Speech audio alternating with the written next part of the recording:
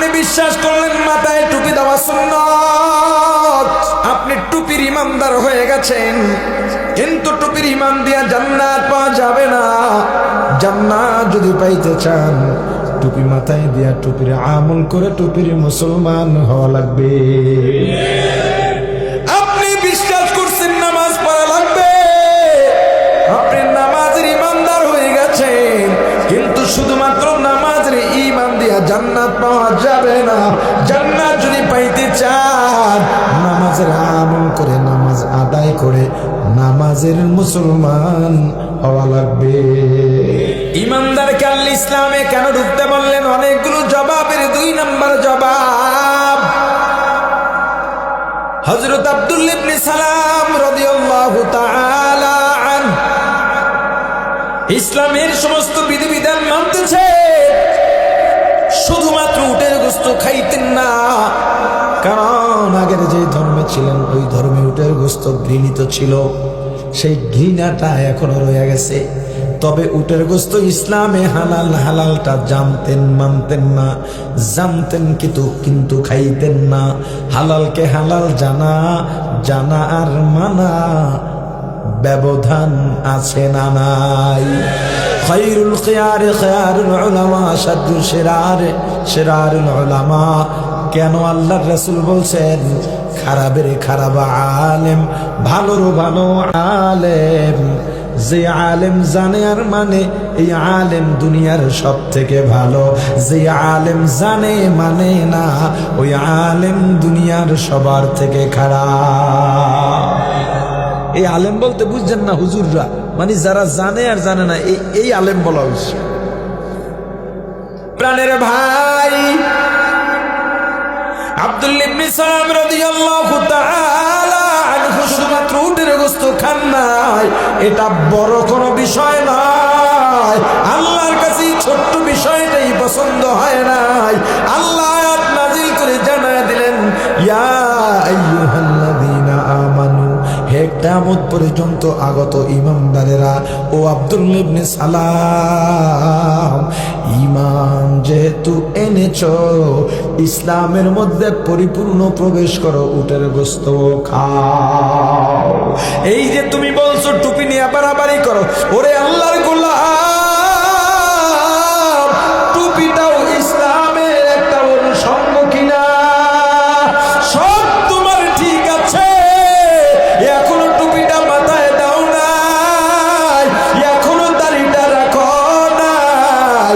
আল্লাহ বলেন উদখুলু ফিস সিলমি কাফা, সব মানো মানো, তবে এখনো ইসলামে পরিপূর্ণ ঢোকা হয় নাই, টুপিটাও মাথায় দাও।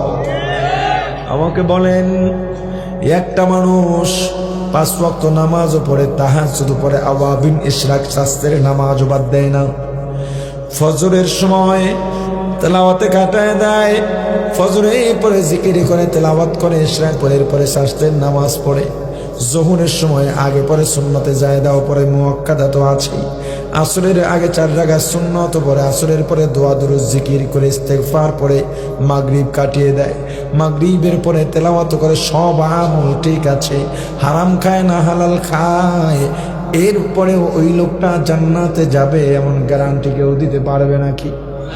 জোরে বলেন।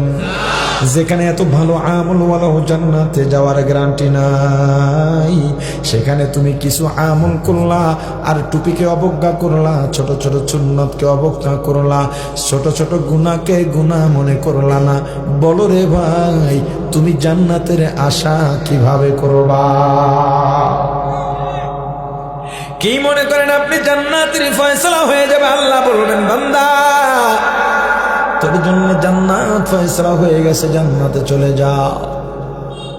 জান্নাতের চৌকট এই আছে, পা উঠাইছো, ডান পা চৌকটের উপরে দিয়া ভিতরে এখনো পড়ে নাই, জমিনের মধ্যে এক পা আছে, জান্নাতে ঢুকবা, কি আনন্দ।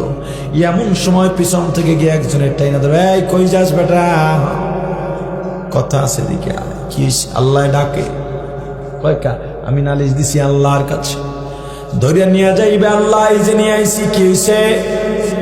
আপনি তাকে জান্নাত দিয়া দিছেন, কিন্তু আমার নালিশ আছে। বলে কি নালিশ আবার? এতক্ষণ তো কেউ অভিযোগ করে নাই। আল্লাহ ফজরের নামাজের পরে তেলাওয়াত করেছে, জিকিরি করেছে, ইশরাক করেছে, গরুর হাল নিয়া লাঙল নিয়া জমিনে নামছে। আমি ছিলাম দেশের বাইরে, বাড়িতে আমার দুর্বল স্ত্রী, আমার সন্তান, ওরা জমিনেও যায় নাই, বোঝেও নাই।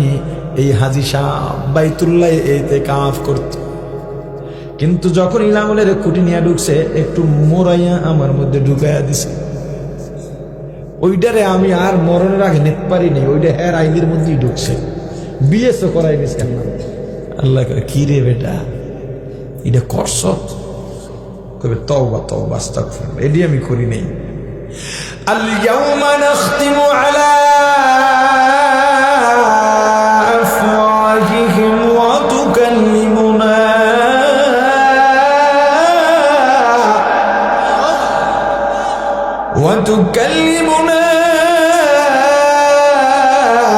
أيديهم وتشهد أرجلهم بما كانوا يكسبون।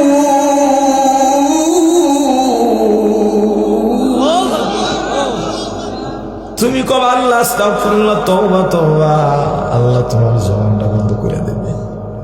হাতে কইবে আল্লাহ হ। এই আমার দিয়ে লাঙ্গলের গোড়াটা ধরছিল, আমার দিয়ে এমনি মোরানি দিছিল।